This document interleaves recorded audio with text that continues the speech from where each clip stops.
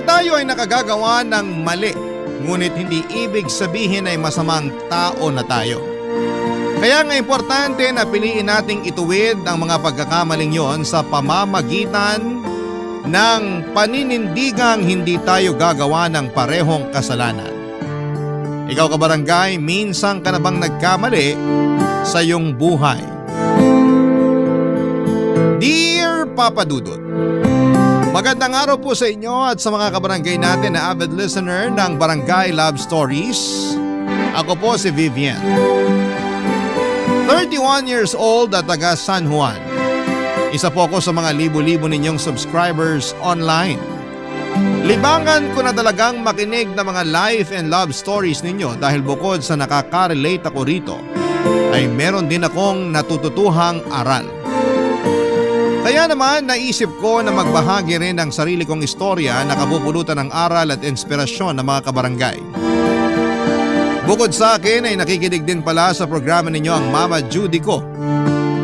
Nasa bahay lang naman kasi siya at ang pinagkakabalahan lang niya ay ang mga pa-order niyang pastries tulad ng cakes, cupcakes at iba pang mga tinapay. Pero wala naman siyang physical store. Habi lang niya talagang mag-bake hanggang sa naisipan naming magbenta dahil masarap naman talaga. At dahil nga sa sipag at tiyaga, samahan pa ng dedikasyon, naging kilala ang mga paninda ni Mama kaya dumami rin ang mga suki niya. Mahal na mahal ko ang mama ko. Siya lang kasi ang nagpalaki sa akin at bilang single parent ay saludo ako sa katatagan at determinasyon niya, Papa Dudut.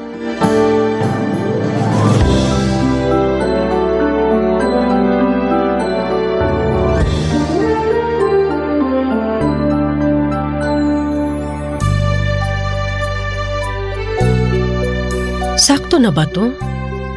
Ilan nga ba order ni Kumare? Hi, Ma! Oh, nandiyan ka na pala, nak. Late ka yata nakauwi. Opo. As usual, heavy traffic. Weekend na kasi. Pero buti na lang walang pasok bukas. Makakapagpahinga ako from corporate work. Oo nga. Kumain ka na. Nagluto ko ng paborito mong adobo. Wow! The best ka talaga! Pero mamaya na ako kakain. Gusto ko munang ilapat sa sofa tong likod ko. Ay, grabe, ang sarap. Kumaka-react naman to. Akala mo matanda na. Sobrang sakit pa ng likod mo? Bata-bata mo pa. Pag naranasan nyo mag-commute, hindi nyo na masasabing bata pa ako. Kasi naman, bago ako nakasakay ng UV kanina, pumila muna ako ng pagkahaba-haba. Ilang oras din akong tumayo kaya pati binti ko nangangalay na. Gusto mo bang pahiran ko ng eucalyptus oil yung binti mo? Naku, ako na po. Mukhang di na nga kayo magkanda ugaga dyan sa mga pa-order nyo eh. Ang dami ah. Ah, ito ba? Oo, para raw sa dibo ng anak ng kumari ko. Kaya nga po, ako na lang magpapahaplas. Pero mamaya na kasi hindi pa ako nakakahubad ng pantalon, oh. So hassle. Ay nako, puro ka talaga mamaya. Sabi niyo nga sa akin, ang buong pangalan ko'y Vivian Mamaya. Tanda ko pa yon kahit matagal niyo nang sinabi sa akin. Buti naman kasi wala ka ng bukang bibig kundi mamaya. Lalim nun ah. May problema po ba? Wala naman. Huhulaan ko. Tungkol ba dyan sa mga pa-order mo? Hindi, walang kinalaman to ron. Sige, sasabihin ko na sa'yo. Ang totoo na stress ako doon sa tatay mo. Bakit po? Sabi na sasamahan daw ako sa pagde-deliver ng mga order sa akin. Pero biglang hindi matutuloy kasi pinapasama daw siya ng asawa niya sa kung saan. Ewan? Hayaan nyo na lang po si Papa. Lagi naman niya kayong pinapaasa eh. Magsasabi na sasamahan kayo tapos hindi matutuloy kasi biglang may lakad sila ng asawa niya.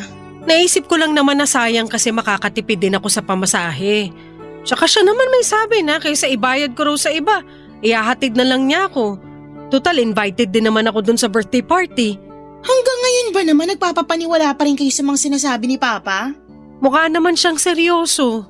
Mukha lang pero hindi talaga. Parang di nyo kilala si Papa, nuknukan ng sinungaling at paasa. Huwag ka naman magsalita ng ganyan sa papa mo, nak. At bakit hindi? Kasi tatay mo pa rin siya. Basta ako, hindi na naniniwala sa kanya, Ma. Lagi na lang napapako yung mga pangako niya eh. Pinapaasa niya lang tayo kaya nadala na ako. Tsaka, kaya naman natin yan kahit wala siya. Tutulungan ko kayo. Ako na rin mamamasahe para hindi nyo naalalahanin. Ay, wag na. Nakakahiya naman sa'yo. Mapapagastos ka pa.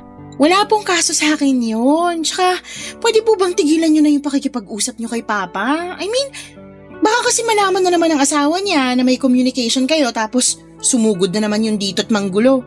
Ayoko na pong maulit na pumunta siya rito tapos pinagsalitaan tayo ng masama't masakit. Hindi ko lang kasi mapigilang kausapin ng papa mo.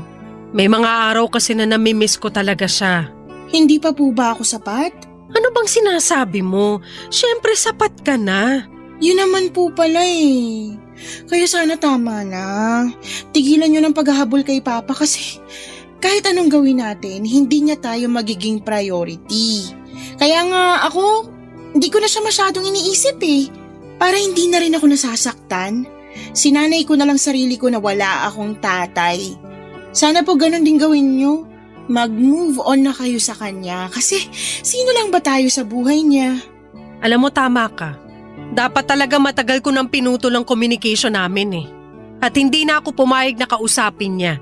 Tama ka, nak. Salamat sa pagpapaalala mo sa akin. Walang anuman po. Basta, kaya natin at masaya tayo kahit tayo lang dalawa. Papa Dudut, mabait at mapagmahal ang mama ko. Pero aminado siyang naging mapusok noong kabataan niya, kaya siya naging kabit o kirida. Hindi ako proud na ganon ang mama ko pero habang tumatanda ako ay na-realize ko na biktima lang din siya ng sitwasyon. At lahat yon ay sinisisi ko sa tatay ko. Aminado naman si mama na medyo utu-utu siya pagdating sa pag-ibig lalo na kung kusa yung binigay sa kanya ng isang tao. Bagay na hindi niya naranasan noon sa strikto at masungit niyang mga magulang. Kaya nga nung dumating ang papa ko sa buhay niya, akala niya ay magkakaroon na raw ng happy ending yung love story nila. Hanggang sa nalaman niyang pamilyado na tong tao at sakto nung mga panahong yon ay pinagbubuntis na niya ako. Simula nung nalaman ng asawa ni Papa na nag-i-exist si Mama ay walang araw na hindi nito ginulo ang buhay ng nanay ko. At mas lalo lang itong nagngit-ngit sa galit noong nalaman niyang nagdadalang tao ito. Inaway niya si Mama, iniinsulto at pinagsasalitaan ng masama katulad ng mababang uri raw na klase ng babae. Walang class, cheap at pumapatol sa may asawa. Pasalamat na lang ako sa tatay ko kasi hindi niya kami inabandona. Binigyan niya kami ng apartment na tinitirhan namin hanggang ngayon habang siya ang nagbabayad ng renta. Pero hindi siya nakatira sa apartment kasama namin dahil hindi naman niya kami totoong pamilya. Doon na nga nagsimula ang pagtatampo ko sa tatay ko. Tapos nadagdagan lang yon nung sinabi sa akin ni Mama yung totoo naming estado sa buhay niya. Fast forward. Lumaki akong walang father figure kaya aaminin kong naging sabik ako sa pagmamahal ng isang ama. Nagkaroon ako ng daddy issues na masasabi kong naman ako sa mama ko. Nag-enjoy akong makarinig ng validation mula sa mga professor kong lalaki noong college ako. Pero at the same time ay ilag din ako sa kanila. Ewan ko, Papa Dudut, pero meron akong thinking na manloloko lahat ng lalaki. Kaya nga NBSB ako. Nagbago na lamang lahat noong makilala ko si Tommy, supervisor namin sa pinagtatrabahuhan kong private company bilang admin staff, Papa Dudut.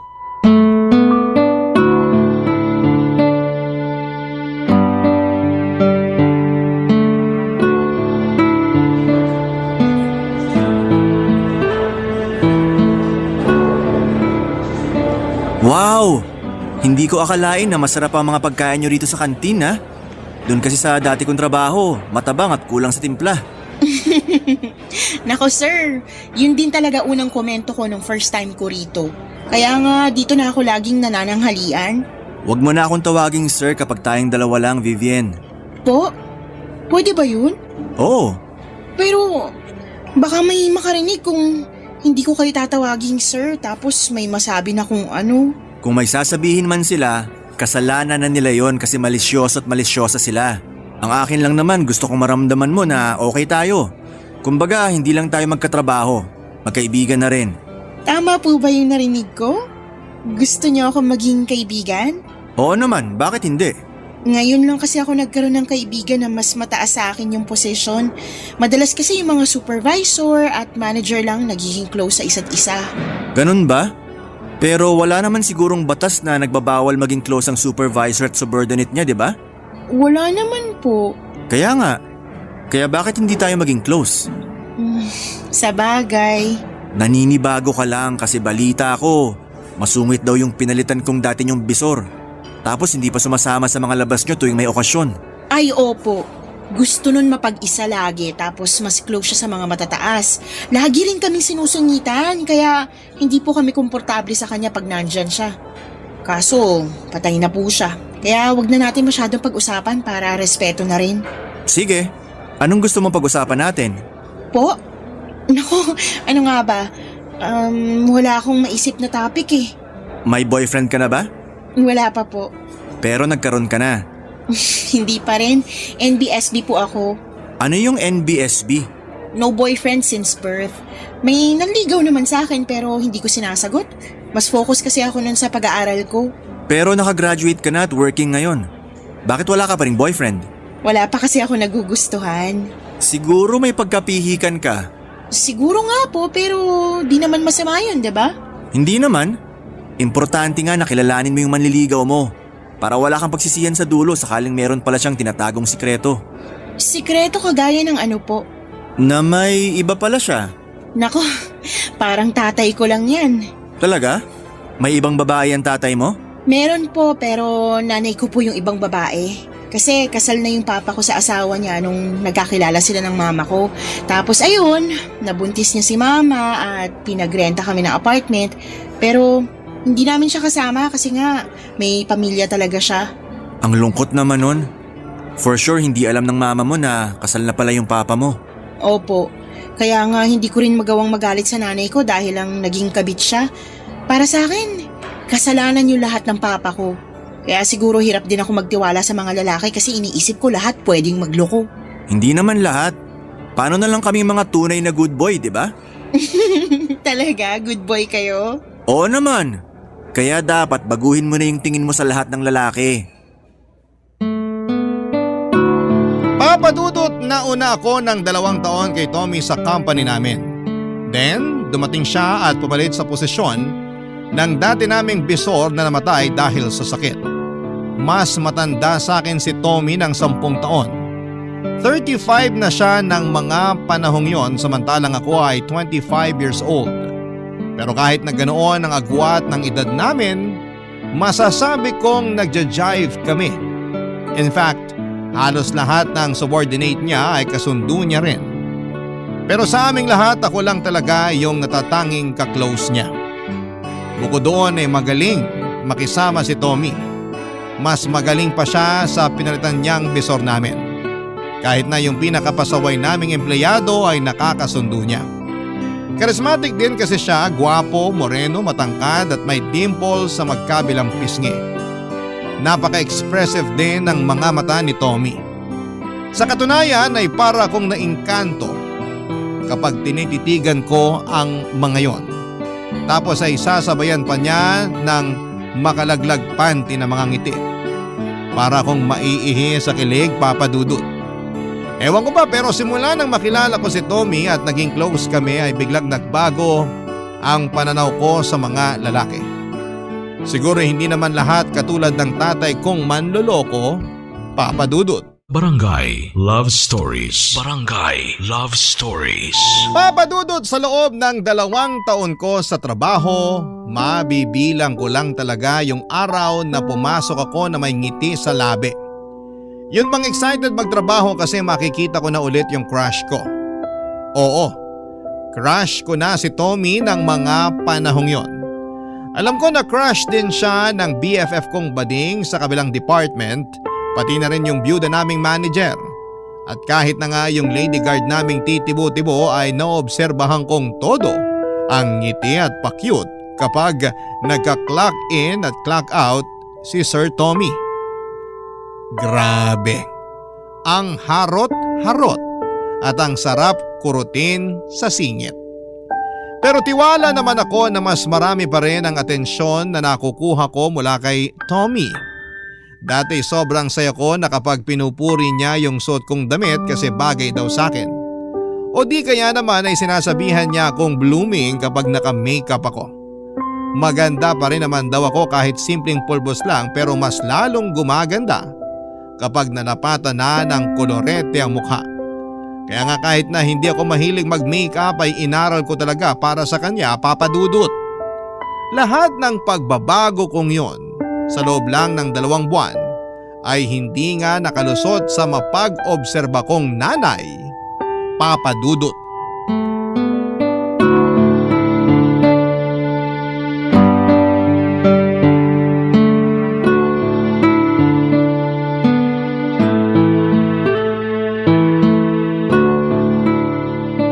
Nako, siguro may boyfriend ka na kaya panay makeup mo na. Ma, naman. Hindi ba pwedeng dahil feel ko lang kasi maganda pala ako pag naka-makeup? Maganda ka kahit walang makeup. Kaso, mas maganda pala pag meron. Tsaka, baka panahon na rin para matuto ako mag-makeup. Hindi yung pulbus lang at lipstick yung alam kong i-apply sa mukha ko. Okay, pero hindi ako naniniwala na wala kang pinagagandahan. Dumaan din naman ako sa ganyan, nak.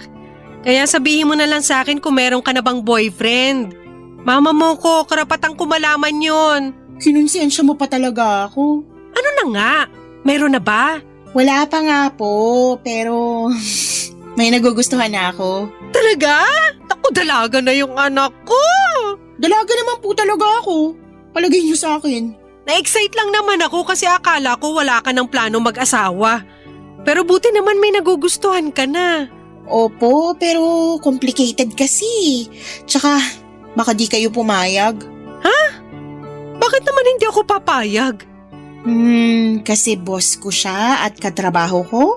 Wala namang kaso sa akin yun, nak. Basta single yung boss mo. Single naman po. Ilang taon na ba? Yun po yung isa pang problema. Kasi mas matanda siya sa akin ng 10 taon eh. 35 na po siya. Sigurado ka bang wala pa siyang asawa? Kasi nasa edad na siya. Wala pa nga po. Wala naman siyang binabanggit eh. Siguraduhin mo lang kasi mahirap pumasok sa gulo na kagaya ng pinasukan ko. Hindi naman po ako siguro aabot sa ganun, ma. Matanong ko lang, bago lang ba siya sa inyo? Kasi ang tagal-tagal mo na dyan sa trabaho mo pero wala ka naman ako kwento na nagugustuhan mo. Kaya inisip ko baka baguhan sa inyo. Ay, opo. Bago lang po. Gaano ka bago? 2 months. Tommy pa pangalan niya, siya yung pumalit sa dati naming bisor na namatay. Ano ka mo? Namatay na yung dati niyong bisor? Opo. Naku, kawawa naman. Parang nakwento mo pa lang na nagkasakit siya tapos wala na pala siya. Nakakagulat nga po. Pero yung Tommy na yan, kumusta naman bilang bago niyong bisor? Mabuti po kasi mabait siya at kasundo namin. Tapos kahit 35 na siya, mukha pa rin siyang nasa 20s. Mas baby face pa siya sa akin, ma. Talaga? May picture ka ba niyan? Patingin nga.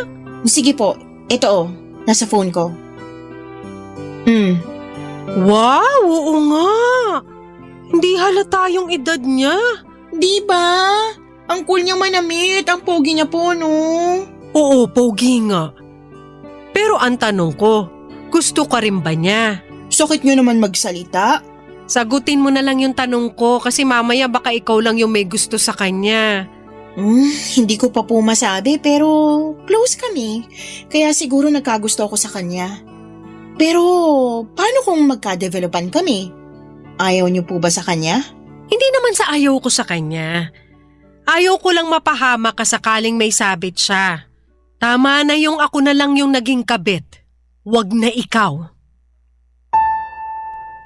Papa Dudut, aaminin kong hindi ko naging priority na alamin kung may asawa o wala si Tommy.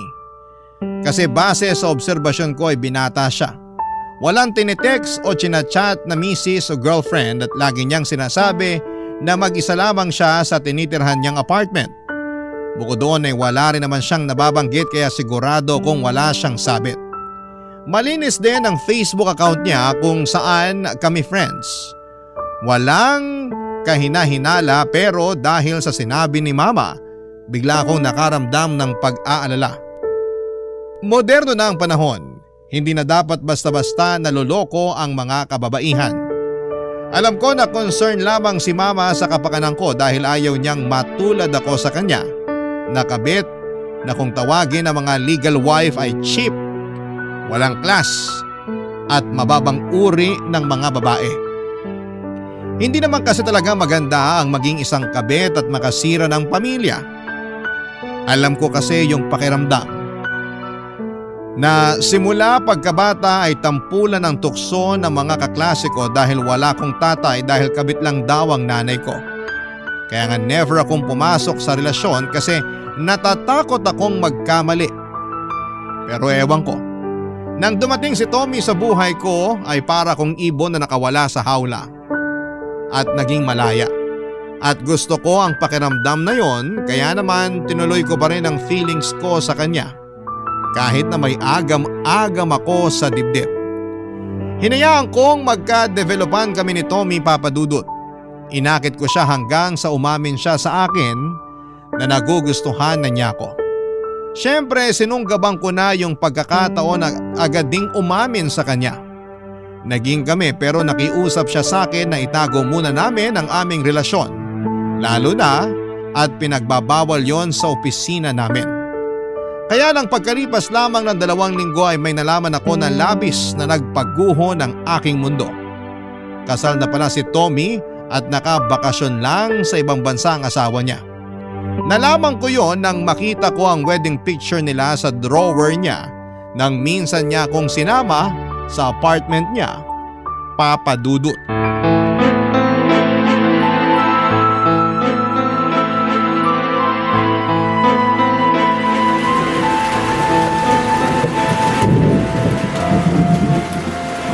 Tommy, sino tong babaeng to? Sino ba yan? Ito. Oh, Magpapaliwanag ako, Vivian.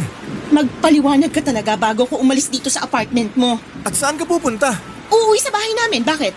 Palagay mo sa akin, batang musmus na hindi marunong umuwi mag-isa? Pero gabi na oh. Tsaka baka umulan, mapano ka pa? Wala akong pakialam. Kaya bago ko gawin yun, magpaliwanag ka na.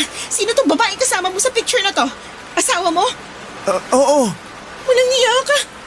Kasal ka na pala. Sorry, okay? Hindi ko nasabi kasi... Kasi bakit mo ba naman sasabihin, di ba?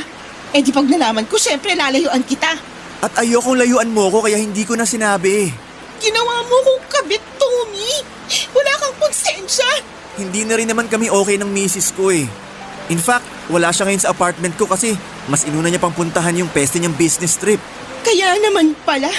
Wala palang pusa kaya malikot ang daga. Wag mo naman sabihin yan oh. At bakit hindi ko sasabihin? Kapal ng mukha mo. Akala mo hindi masakit yung ginawa mo. Hindi ko naman sinasadya. Pero wag mo sanang isipin na hindi totoo yung mga pinakita at pinaramdam ko sa'yo. Mahal kita, Vivian. Pero kasal ka nga. Nasa business trip lang yung misis mo, hindi pa kayo hiwalay. Alam mo, mahal din naman kita eh. Pero hindi ko pinangarap na maging kabit. Alis na ako. Ayaw ko magstay sa lugar na to kasama yung sinungaling na katulad mo. Please, wag kang umalis. Wag mo akong iwanang mag-isa dito. At bakit hindi? Ayusin natin to. Ayoko mawala ka sa akin. Hindi na natin maaayos to kasi nung una pa lang, hindi ka na nagsabi ng totoo.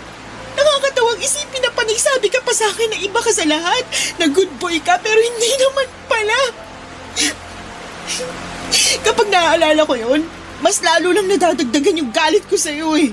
Nagawa ko lang naman yon kasi hindi ko na kayang pigilan yung feelings ko sa'yo eh. Ewan ko pero na-realize ko malaking pagkakamali talaga na pumayag ako magpakasal sa asawa ko kahit hindi ko naman siya mahal.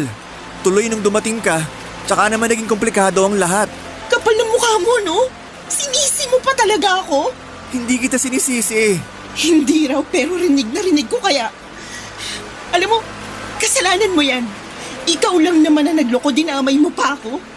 Wala akong kamalay-malay na kasal ka na pala tapos wala ring alam yung misis mo na iniiputan mo na siya sa ulo. I'm sorry, Vivian. Patawarin mo na ako kasi nagsinungaling ako. Hindi ko na alam kung paano ka patatawarin. Pero isa lang malinaw sa akin ngayon. Hindi kita pwedeng pagkatiwalaan. Ano malay ko? Marami ka pang hindi sinasabi sa akin. Wala na. Yun lang tungkol sa misis ko. Wow! Akala mo yata maliit na bagay yung tungkol sa misis mo, no? Vivian naman.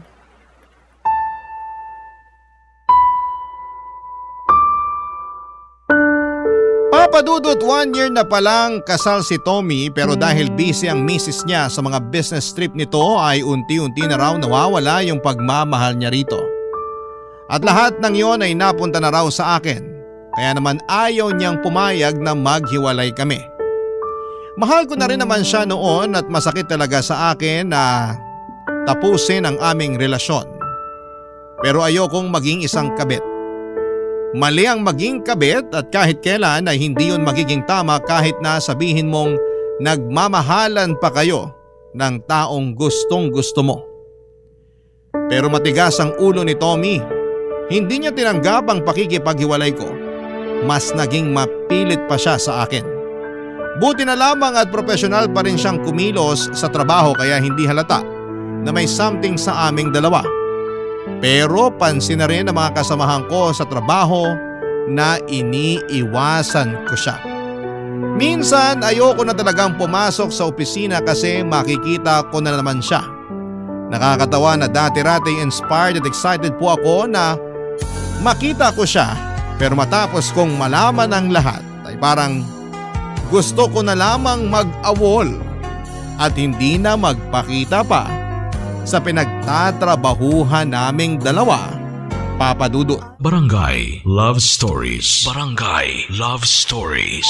Papa Dudut, dahil makulit at mapilit si Tommy ay pinagbigyan ko siya na makipagkita sa kanya noong nagsabi siya na gusto niya akong makausap.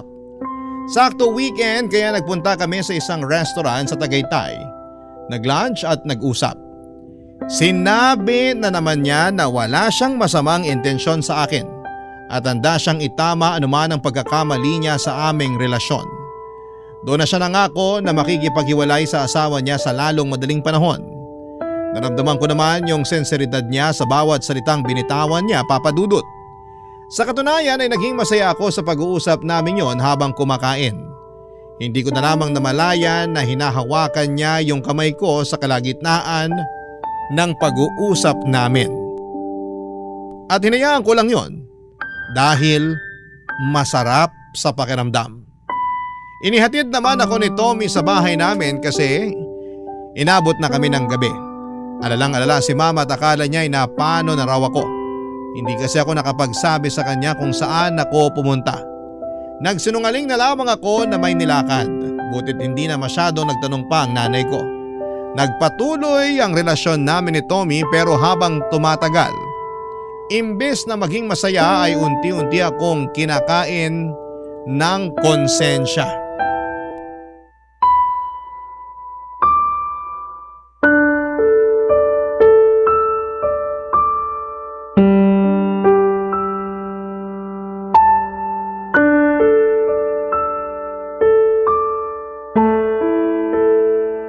May sakit ka ba? Wala naman po. Bakit po? Kasi hindi na kita nakikita nagme-makeup katulad dati. Manaman eh. Seryoso nga. Tsaka napansin ko mas madalas ka nang nakasimangot kaysa nakangiti. Sabihin mo may problema ka, no? Wala. Ay, huwag ka magsisinungaling sa akin, nak. Kilala kita, nanay mo ko. Opo, may problema nga po ko. Tungkol ba yan sa inyo ni Tommy? Sandali, kumusta pala kayo? Nanliligaw pa rin ba siya? Hindi na po kasi naging kami na. At hindi mo man lang sinabi sa akin? Plano ko naman pong sabihin kaya lang Kaya lang ano? hiwalay na po kami. Bakit? Kasi nalaman ko may asawa na siya. Teka sandali, paano mo nalaman? Nakita ko yung wedding picture nila sa apartment niya. Lagi raw umaalis at nasa business trip yung asawa niya kaya nawala na lang siya ng gana sa relasyon nila. 1 taon pa lang sila kasal. Napakawalang hiya ng lalaking yan. Sana noong una palang sinabi na niya para nakaiwas ka na. Yun nga, Ma. Kasalanan ko rin naman kasi hindi ako naging maingat. Tapos nagtiwala pa ako at naniwala sa mga sinabi ni Tommy. Ganyan naman yung mga lalaking yan eh. Magagaling magtago ng sikreto. Pero itong Tommy, apaka-amateur.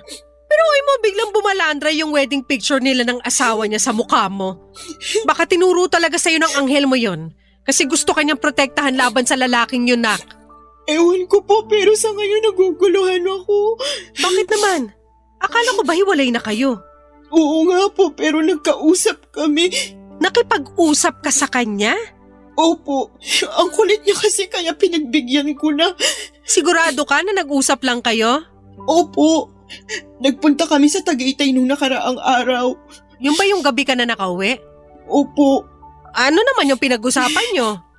humingi siya ng tawad sa akin. Tapos sinabi niya na mahal niya talaga ako. At nangako siya sa akin na hihiwalayan niya yung misis niya. Nako, narinig ko na yung linyahan na yan, nak. Ganyan-ganyan din ang sinabi ng magaling mong ama sa akin noon. O tapos, ano nangyari? Walang hiwalayan na ganap. Ako naman si Gaga, umasa. Nakikipagbalikan po siya at parang gusto ko siyang pagbigyan eh. Pero nakokonsensya ako para sa asawa niya. Saka huwag ka na makikipagbalikan sa tokmol na yan, ha? Dahil baka matulad ka sa akin, nak. Alam mo kung gaano kahirap maging kabit. Dahil kabit ang nanay mo, di ba? At ayokong maranasan mo yun. Nangako ko sa sarili ko na hindi ko kukontrahin sino mang mahalin mo basta walang sabit. Kaya nga hindi naman ako tumutol dyan sa Tommy na yan. Tapos malalaman kung katulad lang pala siya ng tatay mo. Kaya nga po, nalulungkot lang ako kasi manloloko rin pala siya. Huwag mong ikalungkot yun. Dapat nga matuwa ka pa. Kasi hanggat maaga nalaman mo. Basta nak, mangako ka sa akin na hindi mo ilalagay ang sarili mo sa pareho kong sitwasyon. Hindi ka magiging kabit. Dahil maraming lalaki na walang sabit dyan ang pwede magmahal sa'yo ng buong buo. Yung wala kang kaagaw at ikaw ang priority. Opo, tatandaan ko po yung sinabi niyo. Pero pwede po bang payakap muna? Kasi ang sakit-sakit na. Sige, halika. Yayakapin ka ni Mama. Papadudot na iyak na lamang talaga ako sa pag-uusap namin yon ni Mama. Doon ko naalala yung mga payo ko sa kanya noong sabihin kong wag na siyang umasa sa atensyon ng tatay ko. Dahil kaya naman naging punuan ng pagmamahal or kaya naming punuan ng pagmamahal ang isa't isa. Para akong sinampal ng realidad dahil ako mismo ay nakalimot sa mga yon nang hayaan kong mahulog ako sa patibong ng pagmamahal ng isang lalaking may asawa na. Kaya nga thankful ako kay Mama dahil nandyan siya para magpayo sa akin ang dapat at tama kong gawin. Doon ako nag-decide na gusto ko na talagang tapusin ang lahat sa amin ni Tommy. Bagaman hindi naman kami nagkabalikan, ayoko nang palalimin yung namumuo kong feelings sa kanya ng mga panahong yon. At sinabi ko sa sarili ko na hindi na ako uurong o magbaback out sa desisyon ko. Kaya naman kinausap ko ulit si Tommy at sinabi ko ang desisyon ko, pero sa ikalawang pagkakataon ay hindi siya pumayag. Umabot pa nga sa punto na naging desperado siya na walang pagiging profesional niya sa opisina namin, kaya nalaman ng lahat na may relasyon kami, Papadudot. Iyang-iya ako kasi ayoko talaga nung pinagchichismisan. Tapos kinausap pa kami ng HR manager namin na itigil namin ang relasyon namin dahil alam nilang may asawa na si Tommy. Nanliit talaga ako ng gusto ng araw na yon, kaya nag-early out ako at umiyak na nagsumbong sa nanay ko pag uwi ng bahay. Pagkalipas nga ng ilang minuto ay biglang kumatok si Tommy sa pinto namin. Gulat na gulat kami ni Mama dahil hindi ko alam na sinundan niya pala ako pauwi. Nakiusap siya sa amin ni Mama na kausapin namin siya, kaya pinapasok namin siya sa loob ng bahay.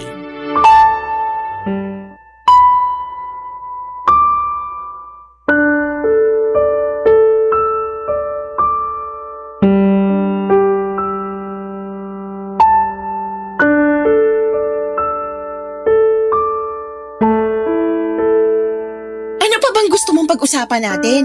Hindi pa ba sapat yung kasunduan natin sa office na ititigil na natin kung anong meron sa atin? Pero hindi ko kaya. Anong hindi mo kaya? Baliw ka na ba? Baliw na kung baliw pero oo.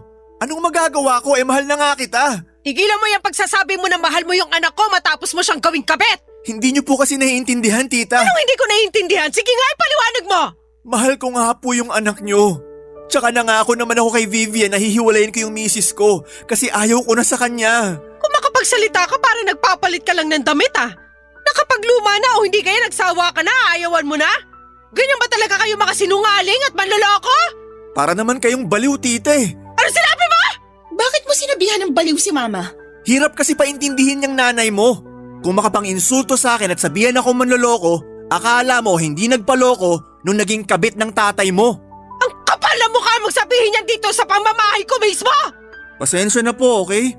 Nabigla lang ako. Sinadya mo talaga yon. Hindi nga. Ang lakas ng loob mong pagsabihan ng ganyan si Mama. Lalo lang tuloy ako naiinis sa'yo. Ikaw, alam mo, ang arte-arte mo. Bakit kasi hindi ka nalang magpasalamat na nagustuhan kita? Na sa wakas, nagka-boyfriend ka na. Di ba sabi mo NBSB ka? O ayan, hindi na. NBSB ako dahil ginusto ko, dahil natatakot ako na baka lahat ng lalaki katulad ng tatay ko. Hindi na ako nagkamali dahil mas masahol ka pa sa kanya. Ewan ko ba naman sa'yo kung bakit hinahabol mo pa rin ako? Ayoko na nga makipagbalikan sa'yo. Huwag ka nang umasa na babalik sa'yo ang anak ko! Dahil ako na mismo ang kokontra! Kapal na mukha mong sabihin na magpasalamat sa'yo ang anak ko kasi nagustuhan mo siya? Hoy! Para sa kaalaman mo, pinalaki ko na mabuti ang anak ko para hindi maging kabit na katulad ko! Kasi alam ko yung hirap ng pagiging kabit! Alam ko rin na mali! Kaya nga gusto ko yung itama! Tapos bigla ka susulpot sa buhay niya? Para lang gawin siyang kabit? Nasaan ang konsensya mong lalaki ka? Ginusto rin naman ng anak niyo yun. Kaya dapat sisihin niyo rin siya. Anong ginusto? Hindi ko ginusto maging kabit mo. Kaya nga nung nalaman kong kasal ka na nakipaghiwalay na ako sa'yo, diba? Pero makulit ka. Ayaw mo at pinilit mo pa akong kausapin para makipagbalikan. Walang alam ang anak ko! Binilog mo lang yung ulo niya! Hindi ko nakasalanan kung may pagka-utu-utu yung anak mo. Ano sinabi mo? Kapal ang mukha mo! Akala ko ba nagpunta ka rito kasi gusto mo makipag-usap? Pero bakit ngayon bigla mo na lang kaming iniinsulto at dito pa talaga sa pamamahay namin? Oo nga, pero nagbago na isip ko. Ang arte mo kasi. Hindi ko na alam kung paano pa kita makukumbinsi. Sa pinagsasasabi mong yan sa amin ng mama ko, mas nadadagdagan lang yung dahilan para layuan na talaga kita. Yung tipong kahit pagkakaibigan, hindi ko ibibigay sa katulad mo. Umalis ka na sa bahay namin, Tommy! Tigilan mo na rin ang anak ko, kundi ipapapulis kita! Papadudot umalis din si Tommy sa bahay namin at naiwan kaming nanginginig sa galit ni Mama. Ang kapal ng mukha niyang insultuhin ang nanay ko at pagmukhaing mababang uri ng babae. Dahil lang naging kabit ito. Wala siyang alam sa pinagdadaanan namin at hindi niya alam na lumuha ng balde-balde ang nanay ko nang dahil sa tatay ko. Kaya wala siyang karapatan na pagsalitaan ng ganon si Mama. Nang araw na yon ay galit na galit ako kay Tommy at magpahanggang sa ngayon ay kinamumuhian ko siya. Gusto kong gumanti sa kanya, gusto ko siyang isumbong sa asawa niya pero hindi ko na ginawa dahil pinayuhan ako ni Mama na baka balikan ako ng misis niya. Na mas paniwalaan nito si Tommy dahil certified sinungaling yon at magaling magpaikot. Kaya nga nanahimik na lamang ako. Mabuti na lang kasi at hindi na regular si Tommy sa posisyon niya dahil sa mga reklamo sa kanya ng iba pang mga empleyado tungkol sa pambabastos. Gulat na gulat ako nang malaman ko dahil wala sa tabas na mukha niya nagagawa ng masama. Pero mukhang nagkamali ako kasi may sa demonyo pala ang ugali niya. Malaki ang pagsisisi ko dahil minsan ako naging kabit. Pero pinarealize sa akin ni Mama na araw-araw ay pwede ako magbagong buhay. At isang araw or isa raw na katapangan na pinili kong ituwid ang aking pagkakamali. Sa kasalukuyan ay may boyfriend na ako na walang sabit at mahal na mahal ako. Ang kwento ko ay isang paalala sa mga kababaihan na huwag nating itolerate ang mali at huwag nating hayaan ang sarili natin na mag-settle for less. Huwag tayong maging cheap o chiphanga. Ayon nga sa BFF kong bading. Dahil ang mga kababaihan ay parang isang obrang maestra. Kailangang paghirapan bago nila makuha ang ating puso. Hanggang dito na lamang po ang aking sulat, Papa Dudut, at sana'y kinapulutan po ito ng aral at inspirasyon ng mga kabarangay natin. God bless sa Barangay Love Stories and more power sa inyong estasyon. Ang inyong forever kapuso at kabarangay, Vivian. Barangay Love Stories. Barangay Love Stories. Kwentuhan naman tayo dito sa comment section. Nagustuhan ng iyong napakinggan? Ituloy yan via live stream sa www.gmanetwork.com/radio.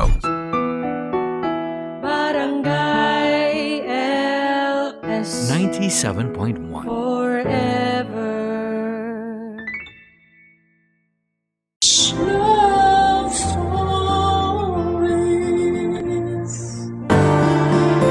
Madalas pinalalaki tayo ng ating mga magulang. Minsan sila ang pinalalaki natin. May kasabihan nga na mas mahirap pang turuan ng matatanda kesa sa mga bata. Ikaw kabarangay, marunong ka bang makinig sa payo ng nakababata sa'yo? Dear Papa Dudut, maagang nagmamature ang isang bata kapag hindi nagagampanan ng tama ng mga magulang ang responsibilidad nila sa kanilang mga anak. Yan ang eksaktong karanasan ko sa buhay na gusto kong ibahagi sa programa ninyong Barangay Love Stories. Sana ay meron akong ma-inspire sa aking istorya at kapulutan ito ng aral ng mga kabarangay natin. Pero bago tayo pumunta doon ay magpapakilala muna ako sa inyo. Tawagin niyo na lamang po ako sa pangalang Prince, 26 years old, at isang seaman. Tubong Pangasinan ang pamilya namin pero sa Manila na ako nag-aral. Nasa barko ako ngayon at pagkatapos ng trabaho ay libangan ko na talagang mag-scroll online habang nakikinig sa inyong programa. Nakakawala kasi ng homesick at naaaliw ako sa mga istoryang tinatampok ninyo. Sa katunayan, nahawaan ko na nga sa pagkahilig kong makinig sa inyong programa ang kaibigan at katrabaho ko na Pinoy din. Tapos isang beses ay nabanggit niya na subukan ko raw magpadala ng kwento sa inyo dahil pang teleserye daw ang buhay ko. Pero bago ako nag-email sa inyong estasyon ay pinag-isipan ko muna yon ng mabuti. Magsisimula ang lahat noong 19 years old pa lamang ako. Noong time na yon ay papunta ako sa bahay ng tiyahin ko na kapatid ni nanay na nasa Maynila para doon tumira habang nag-aaral. Doon din kasi ako nakahanap ng part-time job bilang pump attendant sa isang 24/7 gasoline station malapit sa lugar na yon. Bali nakapasok ako doon sa tulong ng tiya ko na may kakilala na nagtatrabaho doon. Pero dahil nga laking probinsya ako at hindi sanay sa buhay lungsod, ay aminado akong natatakot pa ako at nag-aalala. Papa Dudut.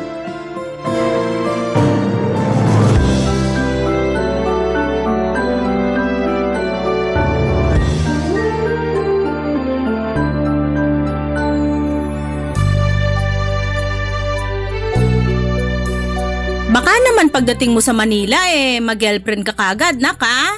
Nay, hindi naman po pagka-girlfriend ang ipupunta ko ron. Pag-aaral po tsaka pagtatrabaho. Naninigurado lang ako. Ang kinakatakot ko kasi baka isang araw, umuwi ka na lang dito sa atin habang umiiyak tapos basang-basa ng ulan. Sabay hingi ng tawad sa amin ng tatay mo kasi nakabuntis ka na dun sa Manila. Lakas makateleserye niyan, Nay ah. Masyado namang dramatic, ate. Dramatic ba yon? Kalimitan gano'n naman talaga ang mga eksena. Oo nga, pero ang OA nung basang-basa sa ulan, ano yan, parang katulad sa mga pelikula? Pwede rin. Kahit kailan puro ka talaga kalokohan. Hoy, baka nakakalimutan mo ako ang ate sa ating dalawa. Kung makapagsalita ka dyan na puro ako kalokohan. Bakit hindi ba? Tsaka hindi ko naman nakakalimutan na ikaw ang ate sa ating dalawa, pero kalmahan mo lang, okay? Hindi ko naman pababayaan si Prince doon. Akong bahala sa anak mo. Salamat kung ganon. Basta anak, huwag kang mabubuntis doon ha. Bata ka pa eh. Huwag mo akong tularan na sa edad na 19 nagkaanak na. Mangako ka sa akin, huwag kang mambubuntis doon. Ay, pangako po. Buti na yung nagkakaintindihan. Para namang wala kang tiwala sa anak mo. Hindi naman kayo magkapareho nung kabataan mo. Kung ikaw magaslaw kumilos, ibahin mo si Prince na tahimik at mahiyain. Huwag mo nga ako ikumpara sa anak ko. Saka nagpapaalala lang ako bilang nanay niya. Ayoko na matulad siya sa akin na hindi na nasulit ang kabataan kasi nagkaanak na at nakisama sa tatay nila. Hoy, huwag ka nga magsalita ng ganyan. Ano bang pinagsasasabi mo? Naririnig ng anak mo yung mga sinasabi mo sa tatay nila, mahiya ka nga. Ay sus, alam naman niya ni Prince sa kanong kapatid niya eh. Alam nila na galit ako sa tatay nila kasi binuntis ako ng maaga. Nagustuhan mo rin naman na mabuntis ng maaga. Ano? Sino may sabi niyan? Sino pa ba? Malamang si nanay. Yan talagang nanay natin. Hilig akong i-chismis. Hindi yung chismis kung totoo naman ang sinasabi niya. Tsaka baka nakakalimutan mo nandun din ako. Alam na alam ko ugali mo nung mga bata tayo. Ewan ko sa'yo. Kaya ikaw, Prince, buti na lang talaga hindi ka nagmana rito sa nanay mo. Mabuti na lang po talaga. O para bawas-bawasan mo yung pagiging mahiyain mo, pagdating natin sa Maynila dapat bagong tao ka na. Anong pinagsasasabi mong dapat bagong tao na yung anak ko? Ang ibig kong sabihin, dapat maging confident si Prince sa sarili niya. Iwanan na lang niya yung hiya niya rito sa Pangasinan. Sinasabi mo ba na makakapal mukha ng mga tao sa Maynila? Siyempre hindi! Linawin mo kasi. Nay, naiintindihan ko naman po yung ibig sabihin ni tita. Ang lagay kasi hindi ko lang po mapigilan na matakot, lalo na probinsyano ako. Hindi naman inaalipusta ng mga taga Manila mga probinsyano eh. Tsaka kasama mo ko ron, pati na rin yung mga pinsan mo. Hindi ka mapapano doon kaya huwag ka nang matakot. Salamat po, tita. Walang anuman. Yun naman pala eh. Ayos na, wala nang problema. Magpakalalaki ka lang, nak. Magiging maayos ka doon. Ano ba namang klaseng payo yan, ate? Ano na naman bang mali sa sinabi ko, ha? Para kasing wala ka ng sinabing matino. Ay, nako, lagi-lagi na lang, oo. Kailan kaya ako may masasabing matino? Ay, naku ka rin. Nay, tita, pwede po ba wag na kayo mag-aaway? Hindi naman kami nag-aaway. Ganito lang talaga kami magbanding ng nanay mo. Oo nga. Kahit nung maliliit pa kami, ganito na talaga kami. Masyado kasing kontrabulati ang tiya mo sa lahat ng mga sinasabi ko. Kontrabulati ka dyan. O bakit? Totoo naman ah. Sabihin mong hindi. Hindi naman talaga. Ay sus! Lokohin mo na ang lasing, wag lang ako. Papadudot, pangarap ko na talagang magtrabaho sa barko at malibot ang buong mundo. Pero mahirap lang ang pamilya namin. Magsasaka ang tatay ko sa bukid na hindi namin pag-aari. Ang nanay naman ay nagtitinda ng gulay sa tabing kalsada kung saan ay ginawan siya ni tatay ng maliit na kubo para may masilungan siya at mapaglagyan ng mga paninda niya. Meron akong nakababatang kapatid na babae na delay mag-isip. Kaya nga maaga rin akong namulat sa realidad ng buhay at nag-aasam na isang araw ay mayaahon ko sa kahirapan ang pamilya namin. Kinatagalan ay naging maayos naman ang paninirahan ko sa Maynila kasama ang pamilya ng tiyahin ko. Nung una ilang lamang ako sa mga pinsan ko kasi tahimik at seryoso akong tao. At dahil mas bata sila sa akin ay nandoon ang kakulitan nila na sa huli ay kinasanayan at kinaaliwang ko na lamang. Naalala ko kasi sa kanilang bunso kong kapatid na nami-miss ko ng panahong yon. Habang nagpapatuloy ang pag-working student ko sa Manila, ay mabilis na lumipas ang 5 buwan. Hanggang sa may nabalitaan ako mula sa lola ko na nangyari sa nanay namin sa probinsya Papadudut.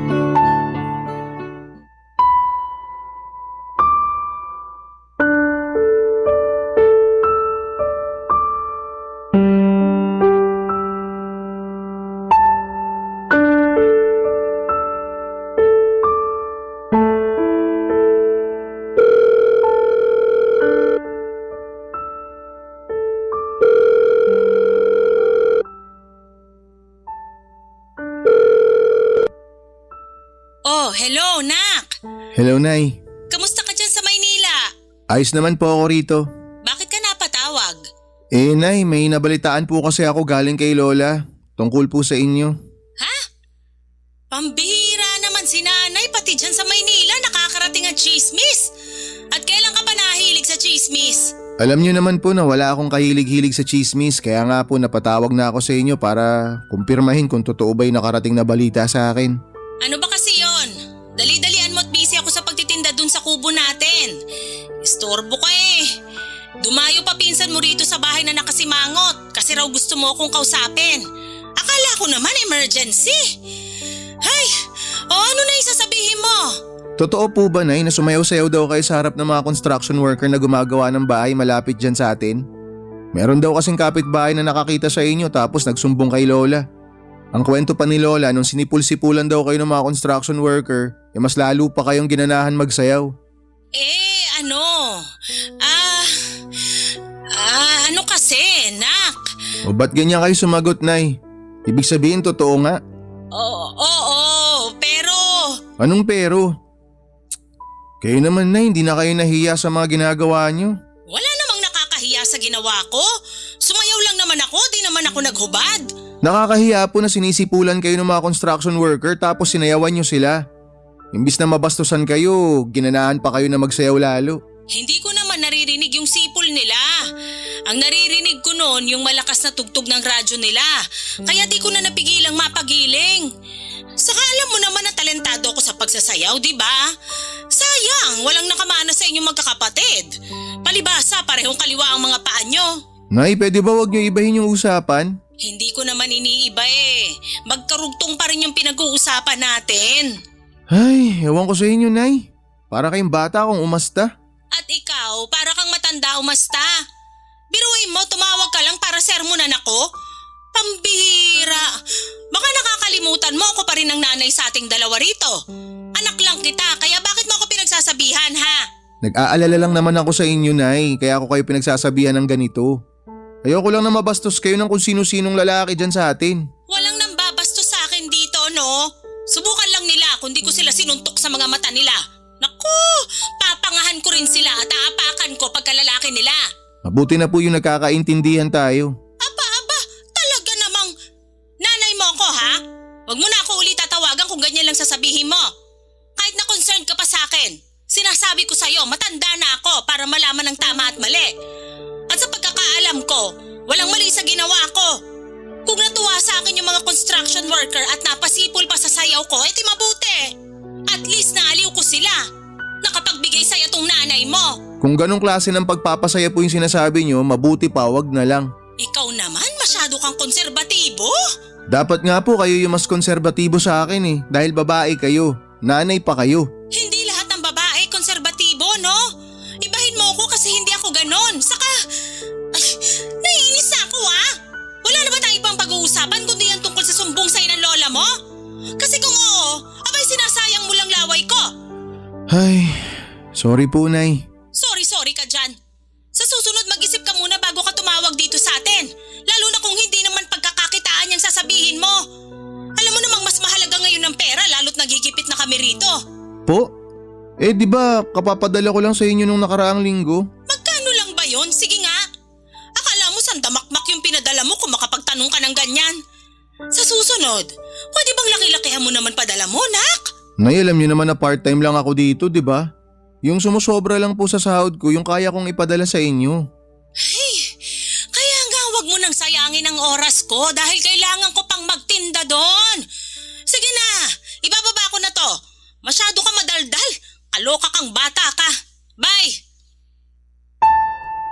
Papadudot masakit na ang ulo ko bago ko pa lamang kausapin si nanay noon sa cellphone at mas lalo pang nadagdagan ang sakit ng ulo ko matapos ng pag-uusap namin. Na-stress talaga ako sa kanya dahil para siyang bata na nagpapasaway ng mga panahong yon.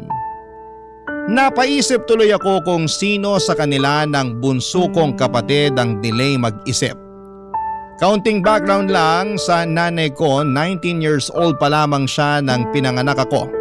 Kaya naman 38 years old pa lamang siya ng panahong yon. Base sa mga kwento ni Lola at ng tiyahin ko, Noong kabataan daw ng nanay ko ay talagang lapitin na siya ng mga kalalakihan sa barangay namin. Yung ibang araw ay dayo pa. Maganda kasi si nanay kaso'y magaslaw kumilos kaya laging tinatawag na maharot ni lola. Pero nagbago ang lahat nang nabuntis siya ni tatay at pinagsama sila sa iisang bubong. Bata pa lang ay naririnig ko na ang madalas na pagtatalo ng mga magulang ko. At ang dahilan noon ay ang paninisi ni nanay kay tatay dahil maaga raw siya nitong binuntis. Kaya hindi na niya nasulit ang kanyang pagiging dalaga. Barangay Love Stories. Barangay Love Stories. Papa Dudut, hindi regular na umuwi sa bahay namin si tatay dahil malayo ang bukid na pinagsasakahan niya. Madalas stay-in siya sa maliit na kubo na tinayo niya doon ng 2 o 3 araw. Kaya naman kami lang 3 ni nanay at nakababata kong kapatid na babae ang magkakasama noon sa maliit naming bahay. At nung umalis nga ako, si nanay na lamang at ang kapatid ko ang naiwan. Alam ko naman na walang perpektong pamilya kaya sobra ang lungkot ko sa mga balita na nakarating sa akin tungkol sa pamilya namin. Bukod kasi sa nauna na naming pinagtalunan ni nanay sa cellphone ay may nalaman pa ako mula kina lola na dahilan kung bakit nagngingit-ngit ako sa galit ng panahon na yon. Nakarating din kasi sa kaalaman ko na hinahayaan lang daw ng nanay namin na mag-boyfriend ang kapatid ko kahit na minor de edad pa lamang siya. Bilang kuya, nagwo-worry ako ng husto para sa nakababata kong kapatid kaya nga tinawagan ko ulit si nanay para kumprontahin at tanungin tungkol sa iba pang balita na nakarating sa akin, Papa Dudut.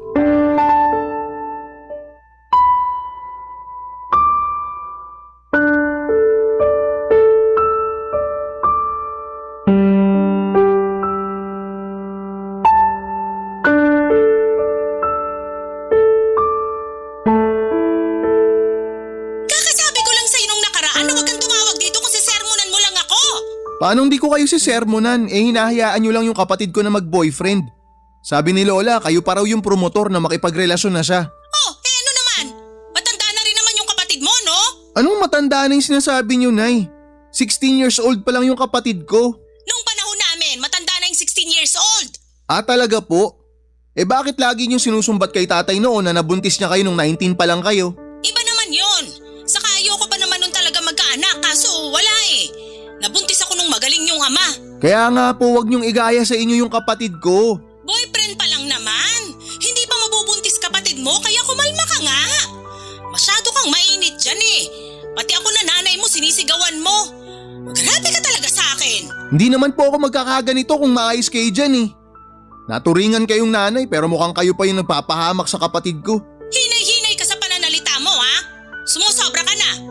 Saka pinagsasasabi mong ipapahamak ko ang kapatid mo tinanong ko siya kung gusto na niya magka-boyfriend. Oo raw kasi sa kanila magkakaibigan, siya na lang yung walang kapareha. Naiinggit daw siya at pakiramdam niya na pag-iiwanan na siya. Tinanong ko kung may nanliligaw ba sa kanya kaso wala. Duda rin ako na may magkakagusto sa kapatid mo kasi may pagka-slow yun mag-isip, di ba?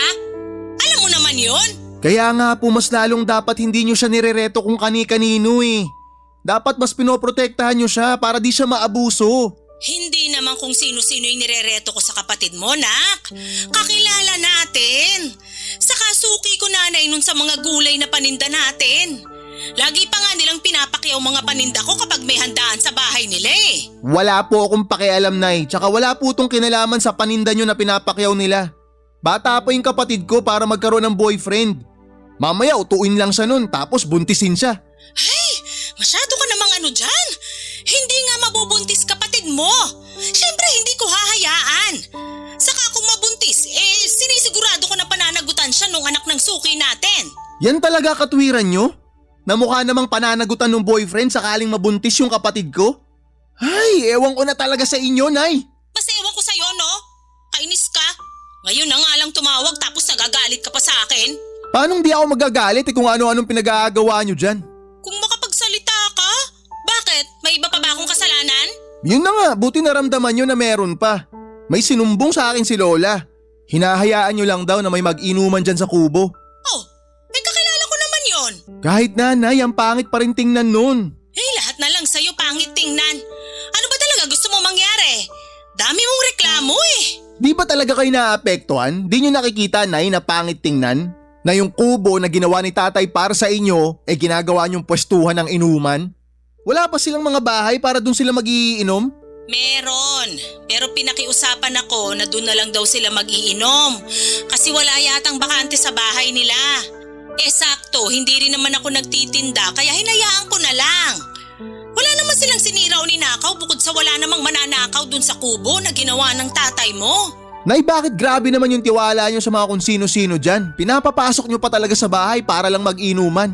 Bakit naman hindi? Matagal na ako nakatira rito. Baka nakakalimutan mo na dito na ako pinanganak at lumaki sa barangay natin. Kaya halos kilala ko na lahat ng mga tao rito.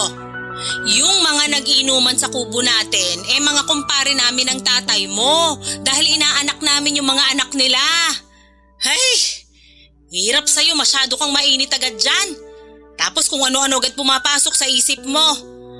Alam mo, huwag kang masyado nagpapapaniwala sa lola mo sa kung anong chinichismis niya sa'yo kasi yung iba doon, imbento lang niya. Paano hindi ako maniniwala sa kanya, nay? Maski siya nagagalit na, nag-aalala pa. Huwag mo nga kaming masyadong alalahanin dito. Ayos lang kami, no?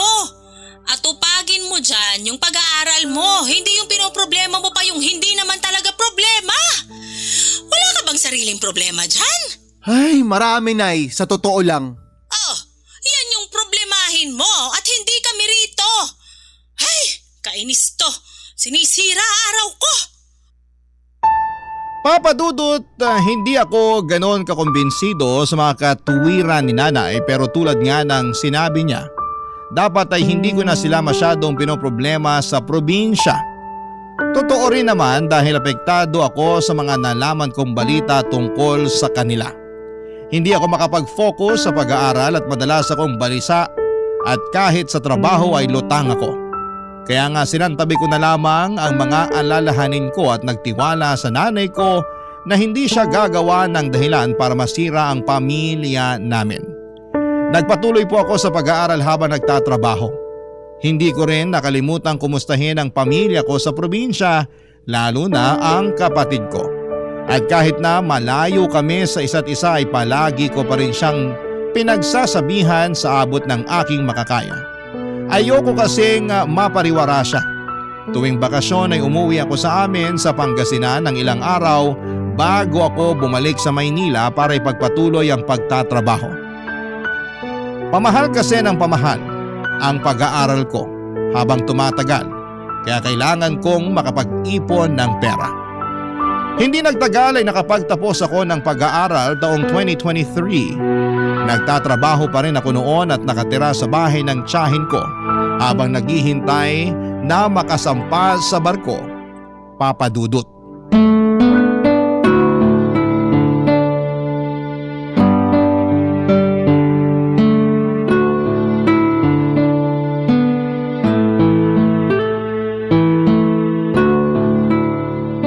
Pasensya ka na, Prince, kasi hindi pa natutuloy yung sampa mo sa barko. Nagkaproblema kasi yung kakilala ko kaya hindi ka pa mailakad sa agency nila. Okay lang po yun, tita. Wala naman po tayong magagawa kung yun po yung nangyari. Oo biglaan kasing pagkakasakit niya pero nangako naman siya na pag gumaling siya, asikasuhin daw niya agad yung requirements mo.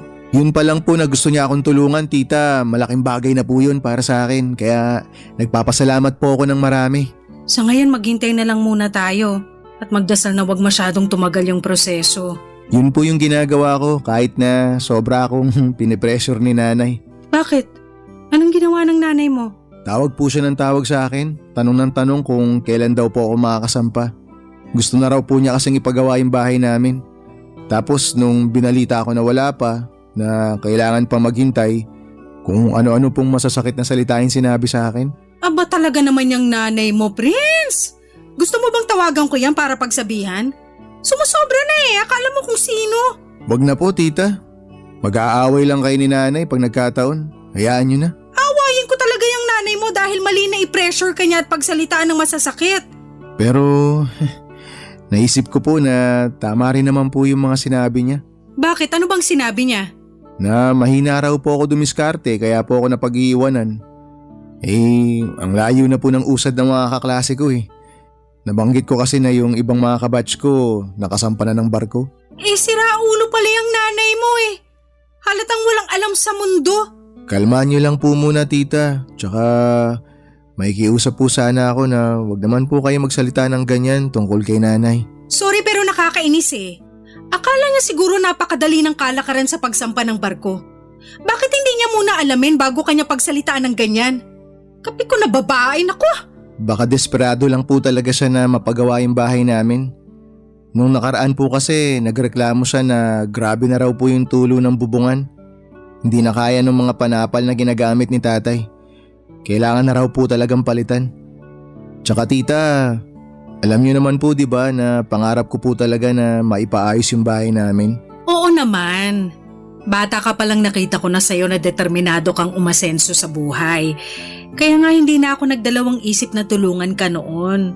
Pero kalmahan mo lang. Huwag ka masyadong gigil kasi kadalasan pag nagmamadali ang isang tao, madalas dun pa nagkakamali. Tsaka ilang buwan pa lang naman ang nakakalipas simula nakagraduate ka. Kahit paano may kinikita ka naman dun sa trabaho mo. Naniniwala ako na ang oportunidad ay nandyan lang sa malapit. Hindi ka malalagpasan nun. Salamat po talaga tita. Gumaan po yung pakiramdam ko dahil sa mga sinabi niyo. Walang anuman. Basta maniwala ka lang sa mga sinabi ko kasi kahit paano dumaan din ako dyan. Talaga po? Oo. Mahilig kasi akong magmadali sa buhay. Sabi nga ng lola mo masyado raw akong padalos-dalos mag-isip at magdesisyon. May ilan din kasi akong pagkakamali. Pero buti na lang marunong pa rin akong bumangon at magpatuloy sa buhay. Tapos, unti-unting binago ko yung disposisyon ko. Naghinay-hinay ako. Nakisabay sa agos pansamantala. Kumalma para makapag-isip-isip kung tama ba na gawin ko ang isang bagay o hindi. Masasabi ko naman na nung ginawa ko yun nagtagumpay ako sa buhay. May mga natupad akong pangarap. Aminado po ako na medyo nagmadali nga po ako tita. Pansin ko nga, sa sobrang pagmamadali mo nakakalimutan mo na mag-relax. Lagi kang abala sa trabaho. Lumalabas ka pa ba para maglibang-libang man lang? Gumala, ganon. Mas gusto ko na lang pong matulog kesa gumala. Gumala ka rin kasi pag nagbarko ka na, may miss mo yan. Wala ka bang pupuntahan kasama mga barkada mo?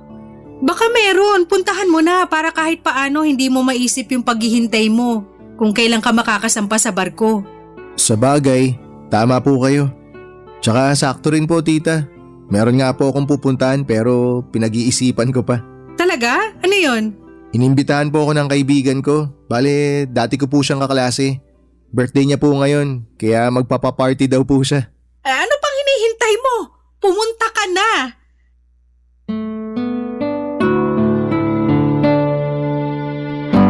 Papadudot na lungkot talaga ako noong hindi natuloy ang pagsampa ko sa barko pero buti na lamang at dinamayan ako ng tiyahin ko. Malaki ang utang na loob ko sa kanya dahil siya na ang tumayong magulang ko habang nasa Maynila at nag-aaral pa lamang ako noon. At kahit nag-graduate na ako ay hindi pa rin siya napagod na tulungan ako. Kaya nga sinabi ko sa sarili ko na balang araw ay ibabalik ko ang mabubuti niyang ginawa sa akin. Habang naghihintay kung kailan ako makakasampa ay sinunod ko ang payo ng tiyahin ko na maglibang muna at pumunta sa naturang birthday party ng kaibigan at dati kong kaklase sa college. Sa naturang party na yon ay nakilala ko ang pinsan niyang babae na aminado akong nagustuhan ko kagad sa unang pagkikita pa lamang namin. Hindi nagtagal ay niligawan ko siya at makaraan ng 2 buwan ay sinagot na niya ako. Masaya ako dahil nagkaroon ako ng inspirasyon para magpatuloy at magsumikap sa buhay, Papa Dudut. Barangay Love Stories. Barangay Love Stories. Papa Dudut, mas matanda sa akin ang 3 taon ng girlfriend ko. Bali 27 years old na siya ng panahong yon at single mother. Isa rin siyang teacher kaya labis ang respeto ko sa kanya bukod sa mag-isa niyang tinataguyod ang 2 niyang anak. Kung tatanungin ninyo ako kung issue ba sa akin ang pagiging single mother niya ay hindi ang sagot ko. Mahal ko ang girlfriend ko at umahanga ako sa kanya kaya naman pinagmamalaki ko siya. Pinakilala ko siya sa tiyahin ko na masayang masaya sa unang beses pa lamang ng pagkikita nila. Tapos kinuwento ko na rin siya at ang mga anak niya sa nanay ko na nasa probinsya na nagsasabing excited daw siyang makilala ang girlfriend ko ng personal. Kaya nga noong taon ding yon ng 2023 ay umuwi kami ng girlfriend ko sa Pangasinan kasama ang dalawa niyang anak upang maipakilala ko na siya sa pamilya ko doon. Kaya lang, biglang nag-iba ang ihip ng hangin para sa nanay ko matapos niyang malaman ang pinagdaanan ng girlfriend ko.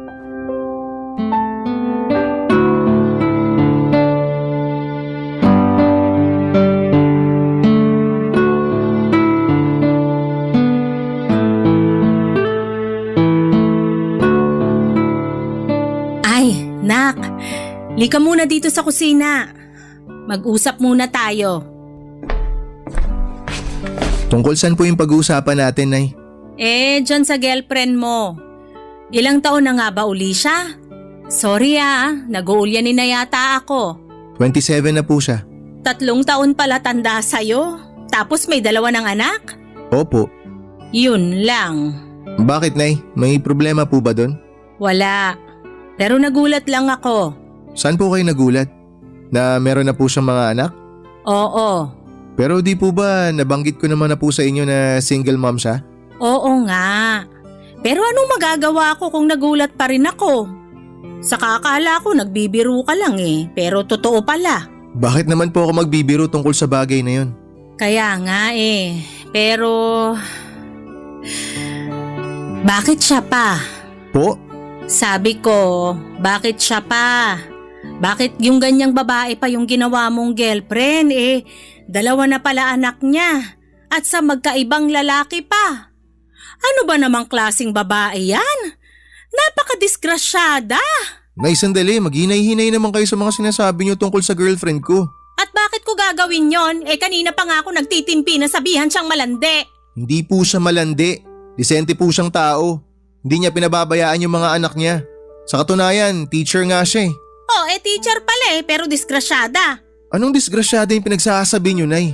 Pwede ba tumigil na kayo? Bakit ka ba nagagalit sa akin? Nagsasabi lang naman ako ng totoo. Magkaiba yung pagsasabi ng totoo sa panghuhusga. Paanong hindi huhusgahan? Kahusga-husga naman. Saka di ka na nahiya. Sa dinami-dami ng babaeng liligawan mo, sa kanya pa talaga? Sana pumili ka man lang nung single, yung walang sabit na mga anak. Bata-bata mo pa naging instant tatay ka na sa mga anak ng babaeng yan. Hindi naman po issue sa akin yung mga anak ng girlfriend ko Mahal ko po sila na parang mga anak ko. Hay, tigilan mo nga ako. Kakasabi ko pa lang ng bata-bata mo pa para magkaanak. Di na ako bata, Nay. 24 years old na ako. Bata pa rin yon. Saka magtatrabaho ka pa Hindi mo pa nga na-enjoy yung kikitain mo, meron ka ng susustentuhan? Wala akong susustentuhan, Nay. May sariling trabaho yung girlfriend ko. Di siya umaasa sa akin. Ngayon lang yan. Pero tingnan mo pag nakasampa ka na sa barko. Sigurado makikipag-agawan na yan sa amin sa kikitain mo. Yan lang ba ang tingin nyo sa akin, Nay? Sa totoo lang, Nay, yung nararamdaman ko, parang inaantay nyo lang na magpadala ako ng pera sa inyo Parang lagi lang kayo nakaabang dun sa araw ng sahod ko. Responsibilidad mo naman talaga kami Saka nangako ka sa amin na kapag nakapagtapos ka na ng pag-aaral at nakasampa sa barko, uunahin mo yung pamilya natin. Yun naman ang ginagawa ko Di ko naman nakakalimutan yung responsibilidad ko na sinasabi nyo. Dapat lang. Basta, kahit na anong sabihin mo, ayoko dyan sa girlfriend mo. Hindi ko siya matatanggap dahil meron siyang mga anak sa labas. Wala akong pakialam kung teacher pa siya o basta nakakahiya siya. Magpabuntis ba naman sa 2 lalaki? Gusto mo bang pagchismisan tayo sa buong barangay natin dahil sa babaeng yan? Bigyan mo naman ng kahihiyan ng pamilya natin.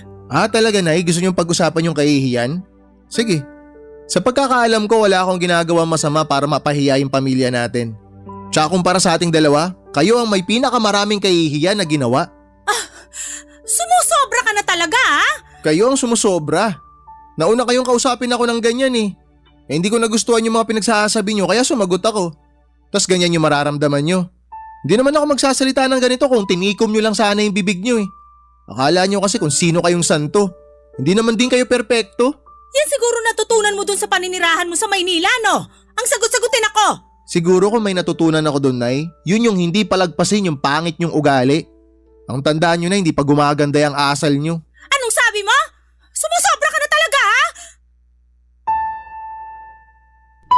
Papadudot na galit ako kay nanay matapos niyang tawagin na disgrasyada ang girlfriend ko. Hindi ko kasi yon inaasahan kaya nadismaya ako ng husto sa kanya.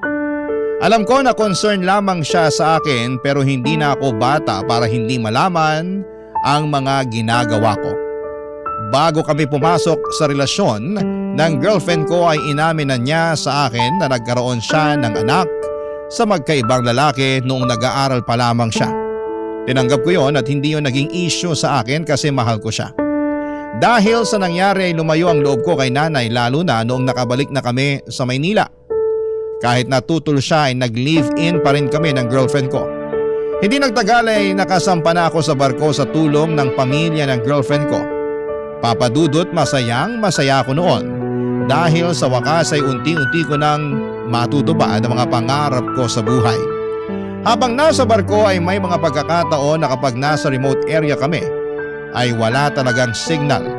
Kaya nga lumilipas ang ilang araw na hindi ako nakakatawag sa mga mahal ko sa buhay na nasa Pilipinas. Pero tinitiis ko yon dahil determinado ako sa ginagawa ko.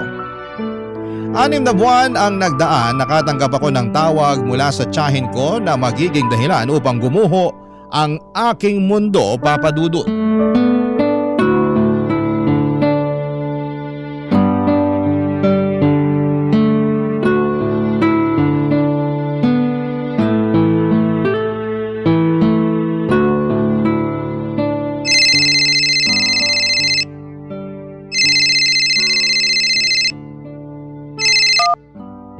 Hello po, tita. Hello, Prince? Naku, buti na kontak na kita. Pasensya na po kayo, hirap kami sa signal nung mga nakaraang araw. May nadaanan po kasi kaming bagyo. Nakadaong kami ngayon, tita, kaya may signal dito.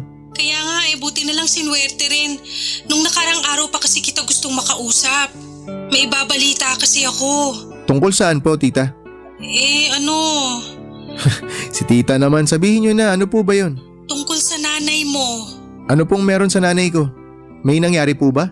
Meron siyang kagagahan na ginawa pero kami-kami lang ang nakakaalam. Hindi to alam ng tatay mo kaya sana kumalma ka lang muna, ha? Tita, hindi ko po maipapangako nakakalma ako. Depende po yan sa sasabihin nyo. Pasensya ka na, problema agad ang pumungad sa'yo. Pero naisip ko kailangan mo kasi itong malaman. Kaya nga po sabihin nyo na, tita. Ano po bang ginawa ni nanay? Nahuli kasi siya ng lola mo na may kinakalantaring iba dun sa kubo nyo na pinaglalagyan ng panindan yung gulay. Namukhaan daw ng lola mo yung lalaki at hindi yun yung tatay nyo. Ha? Sino po yung lalaki, tita? Suki ng nanay mo. Yung kumpare niya, Kuno. Sigurado po ba kayo dyan? Baka naman po na malikmata lang si lola. Hindi lang daw niya kasi isang beses nahuli na may milagrong ginagawa doon pa mismo sa kubo sa kalaliman ng gabi. Mga 3 beses na raw. Syempre wala dyan yung tatay niyo, di ba? Kaya ayun, malayang nagagawa ng nanay niyo yung gusto niyang gawin. Hindi ko akalain na magagawa yan ni nanay. Hindi na siya nahiya. Pero hindi lang yun ang nangyari na dapat mong malaman kasi meron pa na sa tingin ko mas malaking problema eh. Ano po yung mas malaking problema na yan, tita? Buntis ang nanay mo. Buntis siya? At naniniwala kami ng lola mo na hindi sa tatay mo yung bata sa sinapupunan niya. Kasi pinaako ni ate sa tatay niyo yung bata. At sinabi niya na anak nila yon kahit hindi. Kaya nga ang alam ng tatay niyo nabuntis niya ang nanay niyo. Tita, hindi ako makapaniwala na magagawa ni nanay yun kay tatay. Na magagawa niya yun sa pamilya namin. Nakakahiya. Ako nga rin eh. Hindi ko lubos maisip paano niya nasikmura na magpagalaw sa iba may asawa siyang tao. Sorry kung ngayon ko lang sinabi sa'yo. Sumitsyempo pa kasi ako eh. Baka kasi pag uwi mo rito magulat ka na lang bigla na may kapatid ka na nang wala sa oras. Tapos nito lang din sinabi sa akin ni nanay yung totoo. Sinubukan daw niyang itago matapos siyang pakiusapan ni ate na huwag magsusumbong sa tatay niyo. Kinumpronta kasi siya ni nanay at pinaamin sa kasalanan niya. Kaya nagkaaminan sila.